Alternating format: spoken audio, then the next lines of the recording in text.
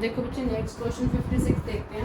Calculate the wavelength for emission transition if it starts from the orbit having radius. कहता है आपको wavelength पता करनी है ट्रांजिशन की जो कि हो रही है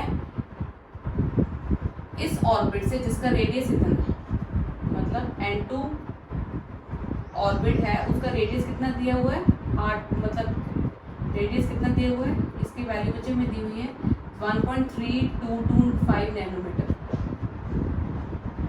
ठीक है, कहते ये ट्रांजिशन जो हो रही है इस रेडियस से लेके इट एंड्स एट इतने रेडियस तक, मतलब उस ऑर्बिट तक जिसका रेडियस कितना है 2116 पिकोमीटर। ये रेडियस की वैल्यू दी हुई है। ठीक है, और आपको पूछा है कि ये जो होगी रेडिएशन ट्रांजिशन होगी जो N2 से N1 ट्रांजिशन हो रही है जिनका उन्होंने उस ऑर्बिट का रेडियस दे दिया है। ठीक है, और उन्होंने पूछा है कि आपको कि इस ट्रांजिशन की वेवलेंथ बताओ, उसके बाद ये भी बताओ कि ये जो ट्रांजिशन होगी कौन से रीजन मतलब स्पेक्ट्रम के कौन से रीजन में लाई करेगी। ठीक है, तो वही मुझे फॉर्मूला यूज़ करना पड़ेगा ऑब्वियसली हमें। तो हमें अगर ट्रांजिशन पता वेवलेंथ पता करनी है तो वेवलेंथ के लिए कौन सा फॉर्मूला होता है N2 से N1 के लिए रेडबर्ग्स फॉर्मूला, वो यूज़ करेंगे राइट। तो उसके लिए पहले हमें क्या पता होना चाहिए N1 और N2 पता होना चाहिए राइट। तो N1 और N2 पता करने के लिए सबसे पहले हम ये वाली चीज़ यूज़ करेंगे रेडियस फॉर्मूला। रेडियस फॉर्मूला क्या होता है 0.529 into n square by z angstrom. This is your radius formula. ठीक है, 0.529 into n square by z angstrom. Clear. अब देखो यहाँ पर हमारे पास अब हमें इसमें रेडियस पता है, इस इक्वेशन में क्या है कि रेडियस हमें दिया हुआ है, जेड ऑब्वियसली हम किसकी बात कर रहे हैं हाइड्रोजन एटम की बात कर रहे हैं। तो आपको एन आपको जेड आपको 1 ही ले लेना है यहाँ पर। क्लियर। उसके बाद यहाँ से अब हमारे पास रेडियस देखो, अब रेडियस की वैल्यू इफ रेडियस इज कितना है, रेडियस कितना है बच्चे 1.3225 नैनोमीटर। अब इसको भी एंगस्ट्रॉम में कर लो, सो दैट एंगस्ट्रॉम कैंसिल हो जाए। तो एंगस्ट्रॉम में कितनी आ जाएगी 13 पॉइंट आएगा ना, डेसिमल की तरह आ जाएगा क्योंकि ये तो 10⁻⁹ है। 13.2 इंटू 10 अब ये क्या बन जाएगा एंगस्ट्रॉम बन जाएगा। ठीक है, तो इसके रिस्पेक्ट टू 13.2 इक्वल टू 0.529 ठीक है एन स्क्वायर। तो इसको आप सॉल्व कर लोगे। ठीक है, एन की वैल्यू कितनी आ जाएगी हमारे पास। अगर सपोज करो अब हमें यहाँ पर देखो, अगर ये भी कह सकते हो जेड हमें नहीं दिया हुआ है तो हम क्या करते हैं इक्वेशन 1 ले इक्वेशन 2 ले लेते हैं, वैसे सॉल्व कर लेते हैं। इक्वेशन 1 देखिए ऐसी भी जो सेकंड इक्वेशन क्या बन जाएगी, दूसरा रेडियस कौन सा दिया हो ये वाला पिकोमीटर मतलब इंटू 10⁻12। अगर मैं यहाँ तक डेसिमल कर दूँ 2.116, इसका मतलब ये किस में बन गया एंगस्ट्रॉम में, इक्वल टू 0.529 एन। ये हो जाए, ये जो है रेडियस N2 के रिस्पेक्ट हुआ है, ये जो रेडियस है ये N1 के रिस्पेक्ट हुआ है। ठीक है, अब हम क्या करेंगे इक्वेशन को डिवाइड कर देंगे। ठीक है, ऑन डिवाइडिंग इक्वेशन 1/2। ठीक है,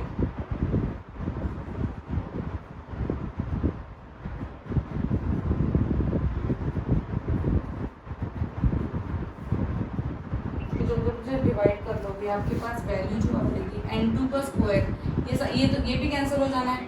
यहाँ पर एंगस्ट्रॉम है ना, देखो यहाँ पे पीछे एंगस्ट्रॉम है, ये भी एंगस्ट्रॉम है, ये भी एंगस्ट्रॉम में वैल्यू दी, तो ये एंगस्ट्रॉम ये तो कैंसिल हो जाने हैं। ठीक है, तो यहाँ पर हमारे पास सिंपल ये भी कैंसिल हो जाएगा, सिंपल जो रह जाएगा हमारे पास N2 का स्क्वायर ओवर N1 का स्क्वायर, इसकी वैल्यू हमारे पास कितनी आ जाएगी 6.25। और जब आप इसका स्क्वायर रूट लोगे तो हमारे पास क्या आएगी वैल्यू N2 ओवर N1 की वैल्यू हमारे पास आ रही है 5, सॉरी 5 नहीं आएगी, सिर्फ 2.5 आएगी। ठीक है, तब 2.5 कब होगी सोचो, थोड़ा सा हिट एंड ट्रायल मेथड लेके देखो। N2 की वैल्यू अगर मैं पुट करूँ 5 ठीक है और N1 की वैल्यू पुट करूँ देखो 2.5 आ रहा है हमारे पास, ठीक है। तो यहाँ से n1 और n2 की वैल्यू हमें पता चल जाए। लोअर और this is your higher orbit, जो ऊपर वाली होती है, मैंने आपको बताया था ना रेडोक्स फॉर्मूला में हमेशा n2 की वैल्यू क्या लेंगे हम, हायर ऑर्बिट, और n1 हम क्या लेंगे, लोअर ऑर्बिट। तो यहाँ से बच्चे हमारे पास n2 और n1 पता चल गया, ठीक है। जो ट्रांजिशन हो रही है 5 से सेकंड में हो रही है। अब इसके क्रॉस वेवलेंथ क्या होगी, रेडोक्स फॉर्मूला पुट कर 1 over lambda is equals to r z square 1 over n1 का स्क्वायर माइनस 1 ओवर n2 का स्क्वायर। इसको वैल्यूज को पुट कर दो, आंसर आ जाएगा आपके पास, ठीक है। तो जब भी क्वेश्चन में ना दिया हो z, आप हमेशा हाइड्रोजन स्पेक्ट, आप हाइड्रोजन कंसिडर करना और कोई मत कंसिडर करना। z हमारे पास क्या आ जाएगा, 1 आ जाएगा। लैम्डा हमारे पास वैल्यू क्या आ जाएगी, इसको सॉल्व करो, 109677 n1 का स्क्वायर 4 माइनस 25, इसको सॉल्व कर लो बच्चे। लैम्डा की वैल्यू जो आ रही है वो कितनी आएगी, इसकी वैल्यू आ रही है हमारे पास 434 नैनोमीटर। अब देखो वेवलेंथ जब हमने फाइंड कर ली है, तो वेवलेंथ देख के भी आपको आइडिया हो जाना चाहिए कि कौन से रीजन में लाई करेगा। हमें पता है ना जो विजिबल का रीजन होता है वो अप्रोक्सीमेटली कहाँ से होता है, 400 to 750 नैनोमीटर में होता है। यही रहेगा ना हमारे पास वेवलेंथ का रीजन, जो विजिबल रीजन होता है ये वाला होता है। और यहाँ से भी आपको पता चल रहा है कि ये विजिबल रीजन में लाई कर रही है ट्रांजिशन, और आपको n1 और n2 की वैल्यू से भी आपको पता चल रहा है कि ट्रांजिशन कौन, n1 की वैल्यू से हमें पता चल रहा है कि जो ट्रांजिशन है that is falling in the visible region, ठीक है। जो n2 n is equals to 2 जो होता है that falls under the visible region, clear.